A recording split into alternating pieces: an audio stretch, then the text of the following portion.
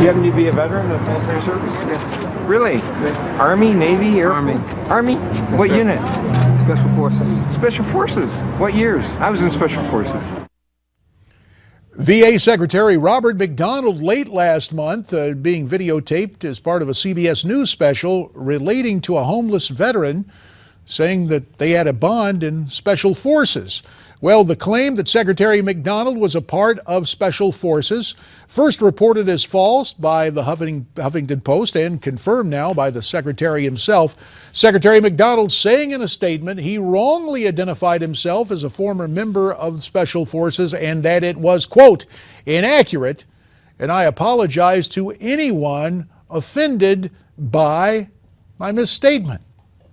Of course, Bob McDonald did go through Ranger training. He just was never on the battlefield in the wake of that Ranger training.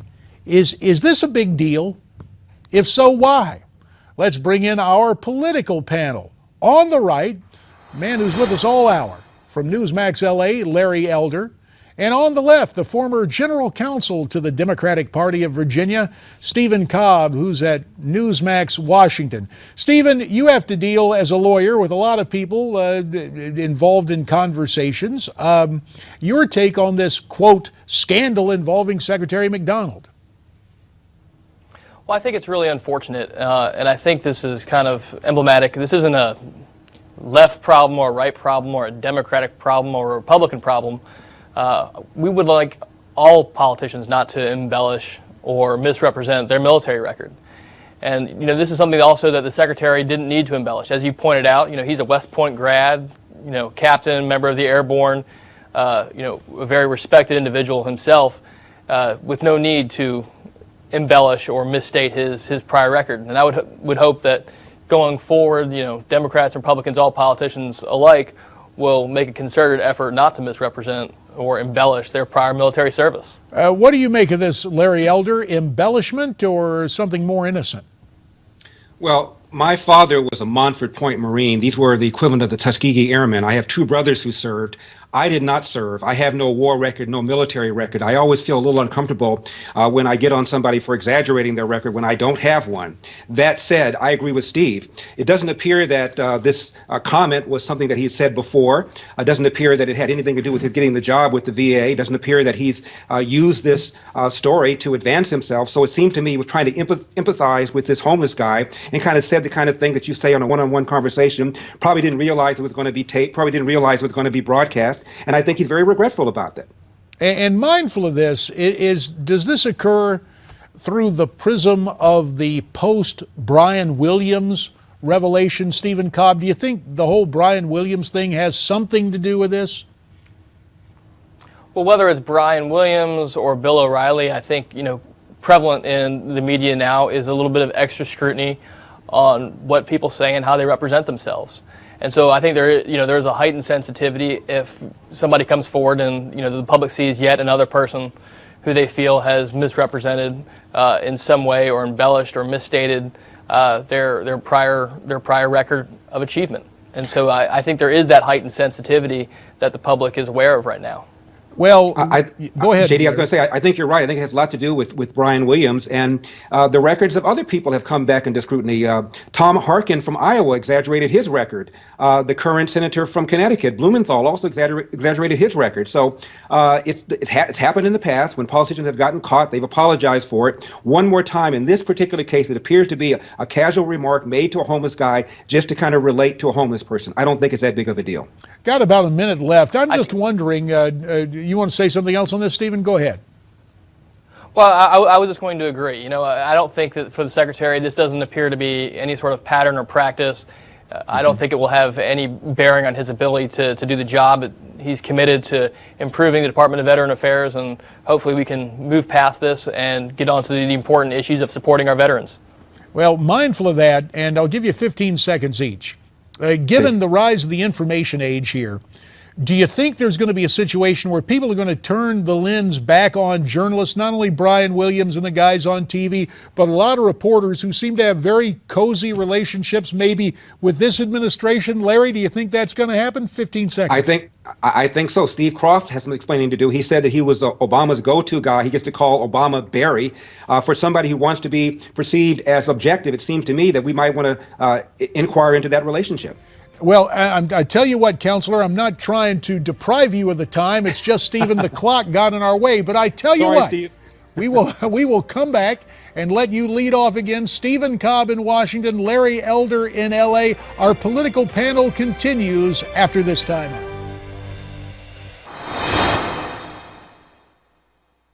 It's time to allow this Homeland Security funding measure to come to the floor. Democrats say they want the ability to amend DHS funding legislation, but then they keep voting to block their own ability to offer amendments. Senate Majority Leader Mitch McConnell on the Senate floor yesterday saying Democrats are blocking legislation to fund the Department of Homeland Security and action needs to be taken. Of course, the deadline to fund DHS comes at the end of this week. Yet Democrats are vowing to continue filibustering the funding bill if the funding does not get approved by Congress. Allegedly, several agencies in charge of protecting our borders would be out of work. Would they really? What's at stake with this bill? Let's talk about it. The political panel is back. Larry Elder from Newsmax LA and from Newsmax Washington, the former general counsel of the Democratic Party of Virginia, Stephen Cobb. So, Stephen, make the case. You have folks saying, yeah, we got to do something about this. Democrats want to offer amendments, yet they don't want the bill to come to the floor. Can you make a case for that, Stephen? What we need is a clean funding bill for DHS. And so as long as the Republicans want to pull over the House bill that's aimed at taking shots at the administration for apparently no good cause, there's going to continue to be frustration in the Senate. I believe what Senator McConnell has said is that he's planning now to put a clean DHS funding bill on the floor, which I expect will happen and expect will pass. Well, is it just pot shots at President Obama, Larry? What's your interpretation of the problems on the border and executive amnesty? Well, Steve called it for no apparent reason. Are you kidding me? The majority of Americans are not happy with this executive action, even though the majority of Americans want the illegal aliens to stay in some sort of way. Jonathan Turley, the left-wing professor who twice voted for Obama, considers this executive action to be a violation of the separation of powers and feels that if Congress doesn't stand up for itself, there is no separation of powers. This is a major, major issue. What Obama has done, in my opinion, is illegal. Fortunately, a Texas judge has stopped it, and maybe it'll take a couple of years for it to work its way through. So the whole thing might be moot, even if Mitch McConnell submits a clean bill, and even if the House votes for it. It appears that for 2 years anyway, whatever money that would have gone to the executive order will be held up anyway. So maybe the whole thing will be moot, and a new president comes in, a Republican, that will not authorize the executive order. Stephen, well, I think that's the important thing to focus on here. What we're talking about is whether or not this House language becomes superfluous. When you look at the decision coming out of Texas, it's put forward a preliminary injunction on those executive actions for which Republicans are challenging. So right now, it is superfluous language to pass a funding bill with language restricting the executive branch from doing what the federal courts have already stopped them from doing. So that is a funding bill proving a negative. It doesn't make sense. When I say for no apparent reason, it is exactly because of the order that's passed, that was put forward in that Texas District Court decision. Well, Steve, the order can be overturned. It's already going to be appealed. You're not sure it's going to hold up, so that's why you still have the language in there. There's exactly the point. So that's the other side of the coin, because if it is the purview of the executive and the department to make these actions, and they are lawful, then they are within the purview of the Department of Homeland Security to make these executive actions. Well, and so then that becomes a check that isn't appropriate.